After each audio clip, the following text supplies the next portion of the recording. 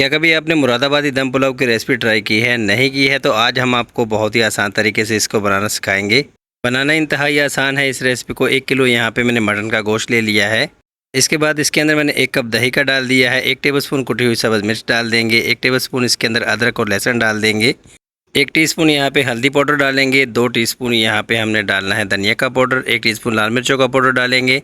नमक 1 टीस्पून जो है मैंने डाला है। यहाँ पे आप अपने टेस्ट के मुताबिक ले सकते हैं। यहाँ पे कुछ खड़े गरम मसाले हैं, ये भी इसके अंदर पीस के डालेंगे।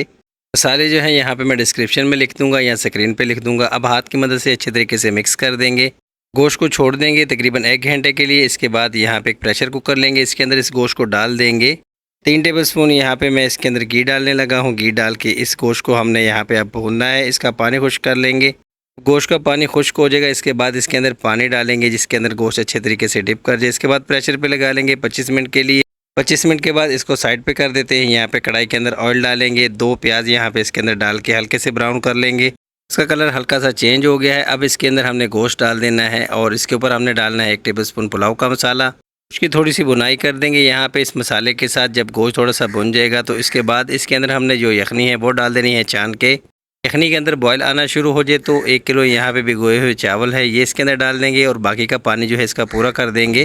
4 से 5 सब्ज़ मिर्चें डाल के इसको हमने अच्छे से मिक्स कर लेना है। जब पानी ड्राई हो जाएगा 1 टीस्पून ज़ीरा डालेंगे और फूड कलर थोड़ा सा डालेंगे अगर आपको पसंद हो। कवर करके 20 से 25 मिनट के लिए दम पे लगा लेंगे। दम पे लगा लेने के बाद बहुत ही टेस्टी जो है हमारा मुरादाबादी दम पुलाव बन के तैयार हो जाएगा। रेसिपी अगर आपको अच्छी लगी हो तो आपने हमारे चैनल को सब्सक्राइब कर देना है। मिलते हैं किसी अच्छी रेसिपी के साथ नेक्स्ट रेसिपी के लिए। अल्लाह हाफिज़।